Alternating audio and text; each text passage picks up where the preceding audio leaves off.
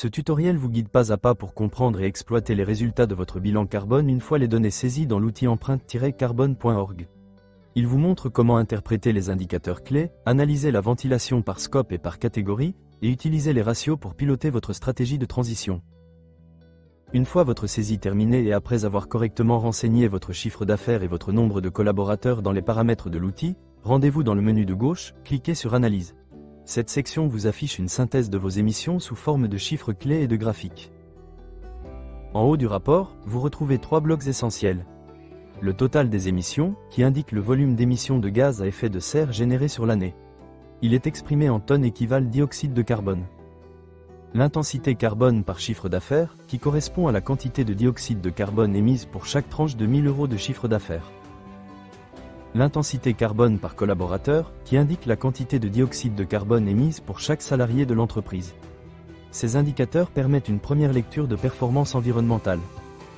Juste en dessous, 2 graphiques vous permettent d'approfondir votre analyse. Répartition par scope, ce diagramme circulaire vous montre la part respective des scopes 1, émissions directes, 2, émissions indirectes liées à l'énergie, et 3, autres émissions indirectes. Cela vous permet d'identifier les grandes zones d'impact. Si le scope 1 domine, les efforts devront porter sur vos consommations directes, ex, gaz, carburant. Si le scope 3 est prépondérant, vous devez concentrer vos actions sur les achats, les transports, les services, etc. Un scope 2 élevé signale un levier d'optimisation sur les usages énergétiques ou l'origine de l'électricité. Répartition par catégorie, l'histogramme vous montre le détail poste par poste, achat, déplacement, énergie, etc. C'est ici que vous pourrez détecter les leviers d'action prioritaires. Pour exploiter pleinement vos indicateurs d'intensité carbone, il est essentiel de les comparer à la moyenne de votre secteur d'activité. Cela se fait en 3 étapes. S'évaluer, identifier si votre entreprise est en dessous, dans la moyenne ou au-dessus des performances carbone de votre secteur. Repérer les postes d'émission où vous surperformez, bonne pratique, ou sous-performez, gisement d'amélioration.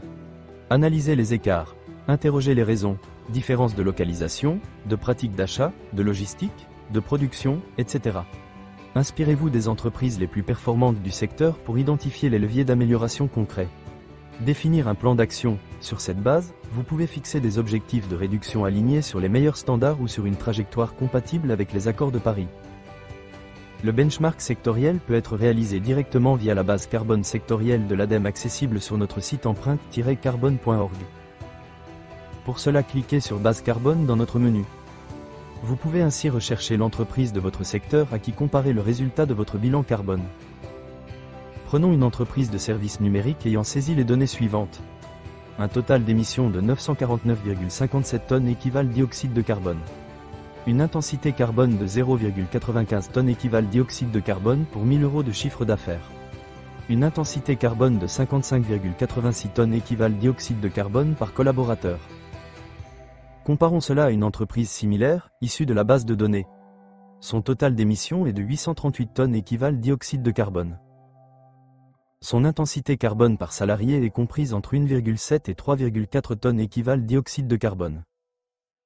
Votre intensité carbone par collaborateur, soit 55 tonnes, est largement supérieure à celle de l'entreprise de référence, qui se situe entre 1 et 3 tonnes par salarié.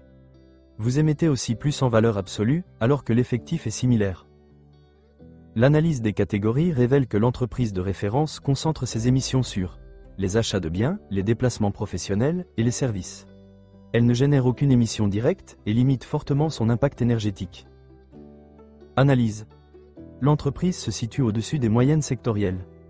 En regardant les graphiques, on constate que les achats de matériel IT et les déplacements professionnels sont particulièrement élevés. Action. Mettre en place des politiques d'achat durable, équipements reconditionnés, contrats Green IT.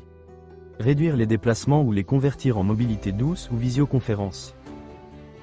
En résumé, le rapport détaillé vous permet non seulement de visualiser vos émissions, mais surtout d'en tirer des enseignements concrets pour piloter votre stratégie climat.